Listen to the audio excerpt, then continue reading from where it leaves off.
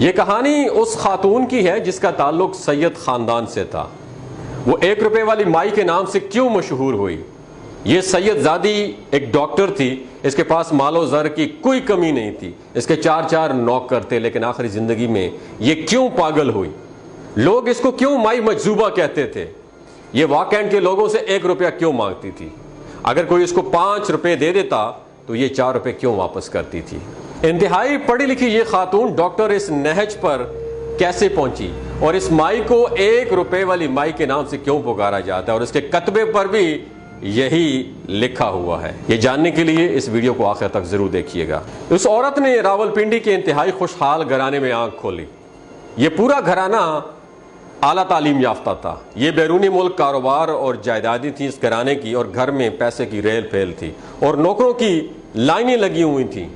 ये पैदा हुए तो उसके 4 नौकरानियां रखी गई इसके लिए। वो एक इशारा करती तो हर चीज हाजिर हो जाती, उसकी कोई ख्वाहिश अधूरी नहीं रहती थी। इस हवाले से इतनी खुशनसीब थी कि उसे प्यार करने वाले वालिदैन, खुशहाल घराना और जान लुटाने वाले भाई मिले थे। ऊपर से कुदरत ने उसे कमाल की जहानत से भी नवाजा था।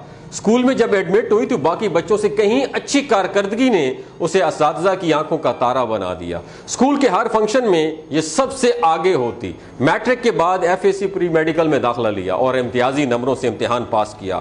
उसके लिए पाकिस्तान के हर मेडिकल कॉलेज के दरवाजे खुल गए थे। उसके भाई जर्मनी में सेटल थे, वो तालीम के बाद जर्मनी में अपना कारोबार कर रहे थे। भाइयों ने उसे MBBS के लिए अपने पास जर्मनी बुला लिया। वहां उसने भी शानदार तरीके से पढ़ाई मुकम्मल की। 5 साल डिग्री मिलने के बाद जर्मनी में ही हाउस जॉब शुरू कर दी। उसके बाद वो जर्मनी के मुख्तलिफ अस्पतालों में ड्यूटी सर अंजाम देती रही। फिर कुछ अरसा के लिए लंदन चली गई। फिर उसे अपने फन में कमाल हासिल हो गया तो उसने पाकिस्तान आने का इरादा कर दिया वापस, और अपने मुल्क पाकिस्तान और पाकिस्तानियों के लिए कुछ करना चाहती थी। पैसे की उसके पास कोई कमी नहीं थी, बस उसे खिदमत खल्क करना थी, इसलिए पाकिस्तान चली है। यहाँ उसने नौकरी शुरू कर दी। यहीं पाकिस्तान में उसकी मुलाकात एक डॉक्टर से हुई। दोनों जल्द ही मोहब्बत में गिरफ्तार हो गए।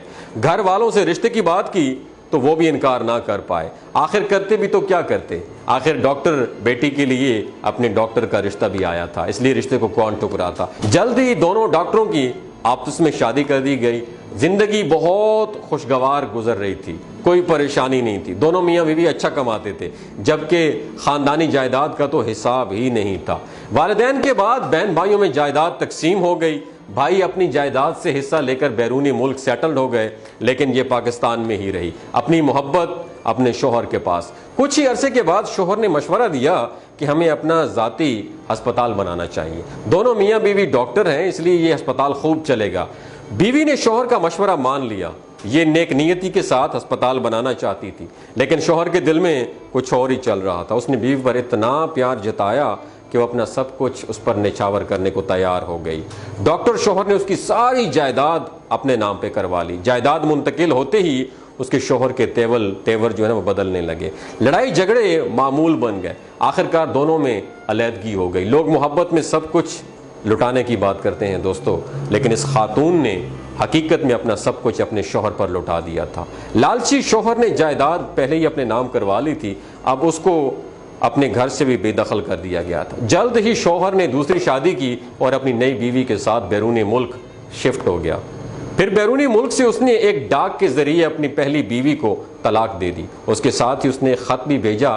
खत इंतहाई चुपते लफ्ज़ों से भरा हुआ था, और ये ऐसा खत था जिसने उस खातून के दिल में गहरे असरात छोड़े। शोहर ने उसने पता है क्या लिखा था? शोहर ने यह लिखा था कि मैंने तुम्हें इस कदर कंगाल कर दिया है कि अब तुम्हें कोई 1 रुपया भी नहीं देगा, 1 पाई भी कोई नहीं देगा।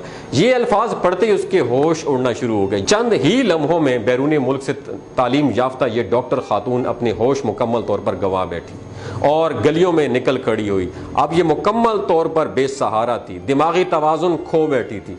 ये दोस्तों कहानी है वाकैंड की एक मशहूर डॉक्टर सैयदा रिफत सुल्ताना की, जो अपने शोहर की बेवफाई और धोखे के नतीजे में पागल हुई और वो वाकैंड की गलियों में भीख मांगती रहती है। डॉक्टर रिफत सुल्ताना लोगों से सिर्फ 1 रुपया मांगा करती थी।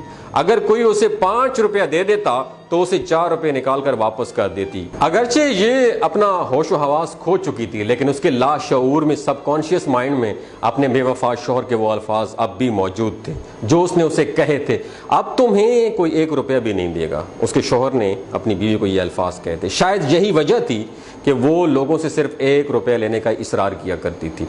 उसने वाकैंड की गलियों में 20 साल से ज्यादा अरसा यूं ही वहीं भीख मांगते हुए गुजारा।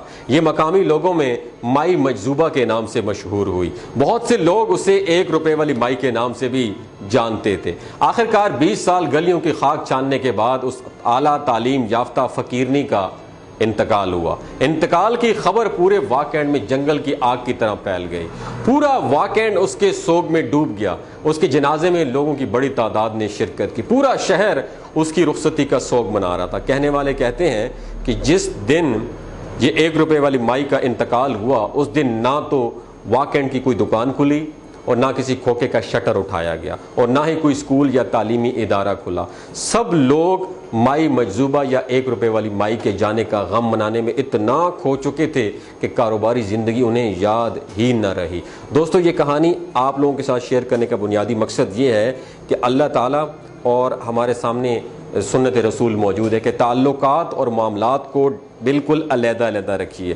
ताल्लुकात एक अलग चीज़ है, मामलात एक अलग चीज़ है। मामलात में ज़रा भी कोताही नहीं होनी चाहिए। अगर आपने किसी पे यकीन कर लिया और उस यकीन की वजह से अपना सब कुछ उसे सौंप दिया और मामलात सही ना निभाए, तो यकीन माने कि वो इंसान आपकी माँ बाप, आपके बहन भाइयों और आपकी बीवी बच्चों का हक खाने में देर भी नहीं करेगा और आप इस माई 1 रुपए वाली माई की तरह सारी जिंदगी आप जो है ना धक्के खाते रहेंगे और भीख मांगते रहेंगे। आप लोगों के लिए दोस्तों एक ही मैसेज है कि कभी भी जिंदगी में ताल्लुकात और मामलात को गुड मुड मत कीजिएगा। अपना और अपने साथ जुड़े रिश्तों का ख्याल रखिएगा। अल्लाह हाफिज।